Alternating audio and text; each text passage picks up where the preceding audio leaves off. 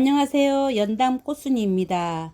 오늘은 엽키에 대해서 공부를 해보려고 하는데요. 엽키는 보면 볼수록 엽키가 아주 흥미로운 식물 중 하나이라는 것을 알게 되었습니다.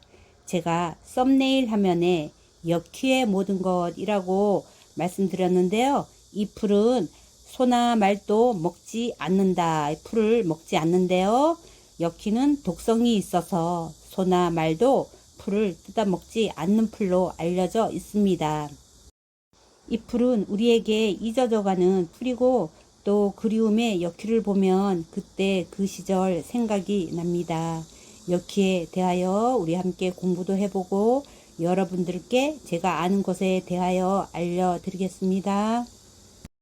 엽기는 7월 중순 말경 정도에 꽃이 피기 시작하여서 가을 들판에서 자주 볼 수 있는 식물입니다. 요즘은 이 엽기가 귀엽고 너무 앙증맞다 보니 인기가 너무 좋아져서 신종 및 귀화 엽기로도 인기가 있긴 합니다만 본래의 엽기는 꽃이 붉은 데다가 잎이 매워서 엽기를 물리친다는 민간 신화도 있습니다. 꽃대 하나에 종자가 줄줄이 매달려 얽혀있는 형태로 이름의 유래를 찾을 수 있는데요.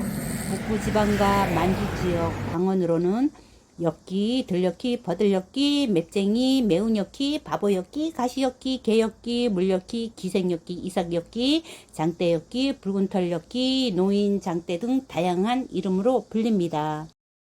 예전에는 엽기로 물고기를 잡던 시절을 기억해 봅니다.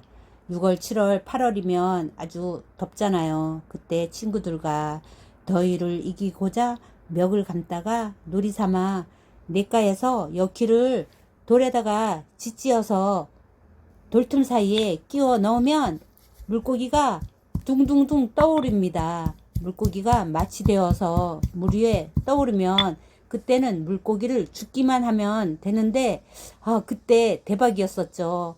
그때가 생각납니다.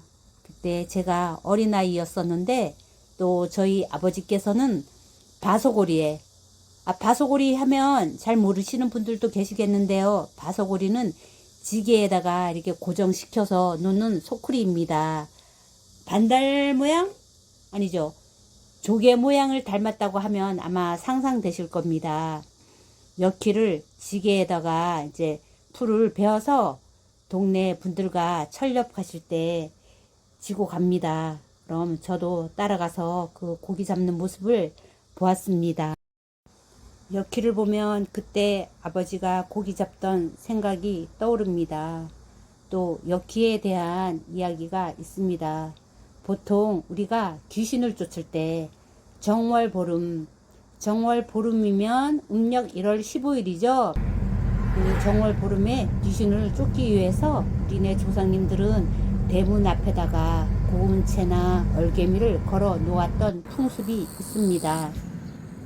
얼개미채의 작고 많은 구멍들이 귀신들이 밤이 새도록 세워도 다 못 세고 세다가 또 잊어버려서 또다시 세다가 보면 어느새 날이 밝아서 새벽이 되어 그냥 돌아간다는 전래의 이야기가 있습니다. 귀신 쫓기에 이어서 역시 이와 비슷한 도깨비 이야기도 있습니다.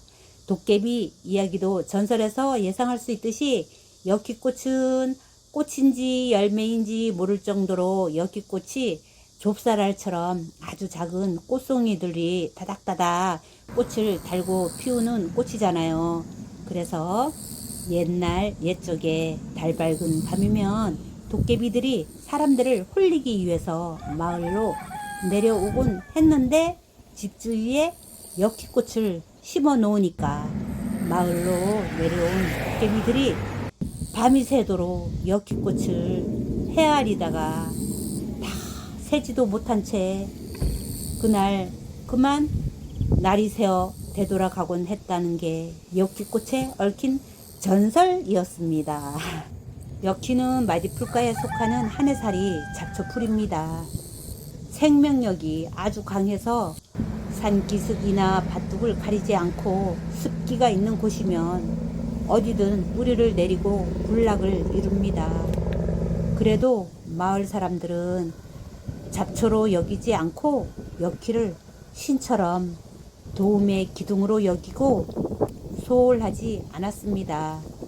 왜냐면 나와라 뚝딱 하면 엽기꽃이 변신을 해서 물에다가 팍 하고 던지면 갑자기 물에서 물고기가 둥둥하고 뜨잖아요. 그러고 보면 이 자잘한 꽃송이들이 한데 뭉쳐서 있는 모습이 마치 꽃방망이가 작은 도깨비 방망이를 닮은 것 같기도 하네요. 그죠? 엽기꽃 꽃이라고 하기엔 너무 볼품이 없이 그냥 지나치기 쉽지만 꽃줄기에 셀 수 없을 만큼 많은 봉오리를 달고 있습니다. 실제로 꽃을 피우는 것은 많지가 않습니다. 엽기는 꽃이 작고 향도 거의 없어서 곤충들을 유혹하기에 치명적인 결함을 갖고 있기 때문에 생존을 위해서 진짜 꽃 사이에 가짜 꽃봉오리를 가득 내어 달고 있습니다. 또한 가짜 꽃은 진짜 꽃보다 색도 더 화려하고 숫자도 압도적으로 더 많습니다. 결국 곤충들은 이 가짜 꽃에 속아서 엽기꽃에 날아들었다가 수분을 시켜주는 셈인데, 엽기꽃은 가짜 꽃에게도 약간의 꿀을 발라 놓아서 발품을 판 곤충들에게 최소한의 대가는 지불하는 아주 양심적인 꽃이기도 합니다. 와, 이 꽃 이야기가 너무 재밌네요. 엽기를 보시면 조금 작은 엽기들은 개엽기 종류입니다. 색깔만 조금씩 다르지 거의 개엽기의 종류입니다. 작은 엽기에서 또 키가 크고 또 마디가 굵고 그런 엽기가 있습니다. 꼭 벼이삭을 닮았습니다. 벼이삭을 닮은 엽기를 이삭엽기라고 하고요. 또 그거보다 조금 도도하다고나 할까요? 그런 엽기는 명화자 엽기라고 불립니다. 예전에 명화자 엽기로 불리울 때 큰 개 엽기는 이명으로 불리웠었는데, 요즘 새롭게 변한 큰 개 엽기가 정명이 되었습니다. 그동안 정명으로 불리웠던 명화자 엽기가 지금의 이명이 되었습니다. 큰 개 엽기의 이름은 큰가 개가 합쳐져서 엽기라는 말이 혼합하여서 만들어진 이름입니다. 접두사에 개라는 말이 붙으면 왠지 질이 낮거나 우리가 식용에 부적합한 야생식물로 일컫는 그런 말이라고 생각을 하잖아요. 갑자기 생각이 나네요. 개망초. 개망초 얼마나 나물 맛있는데요. 엽기는 엽기고 엽기에다가 개엽기라고 붙였다가 명화자 엽기에서 명화자 엽기 하니까 또 명화자 잎이 생각이 나네요. 명화자 잎을 닮아서 또 큰 개 엽기라고 했는지 모르겠습니다.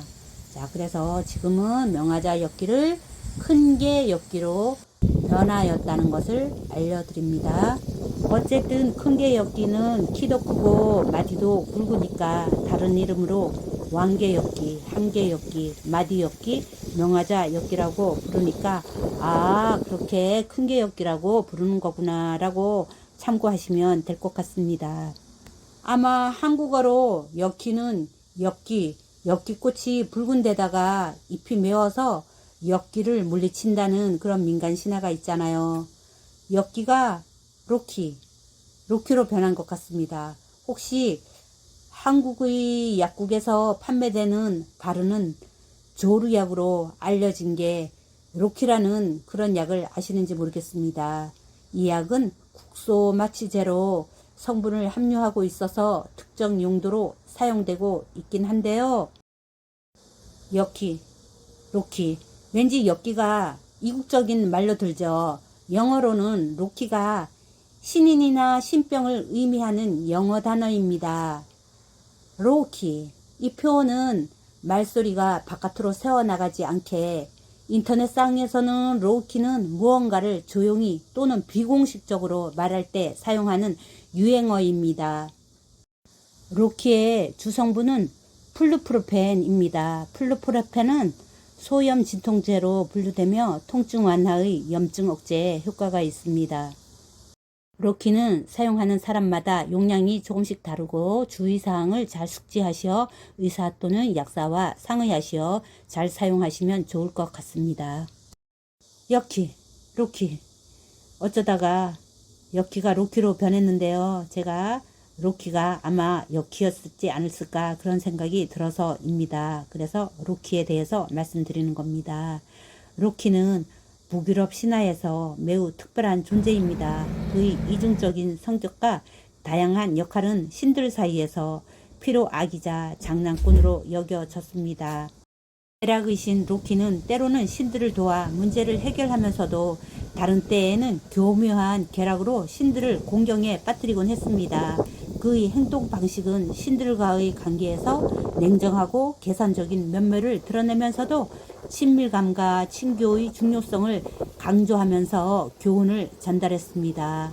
로키는 거인족 여인과의 사이에서 여러 몬스터를 낳았습니다. 그 중에서 펜리르 늑대, 요르문가드 거대한 뱀, 그리고 헬 죽은 자를 다스리는 여신입니다. 헬은 이 가장 유명합니다. 이 후손들은 라그나로크 신들의 최후의 전쟁에서 중요한 역할을 합니다. 로키는 북유럽 신화에서 미스터리한 존재로 여러 가지 이야기와 상징적 의미를 지니고 있습니다. 또 여키 중에서 펜실베니아 버들여키가 있는데요. 이 페르시카리아 펜실바니카 버들여키에 대해서 제가 간략히 알려드리겠습니다.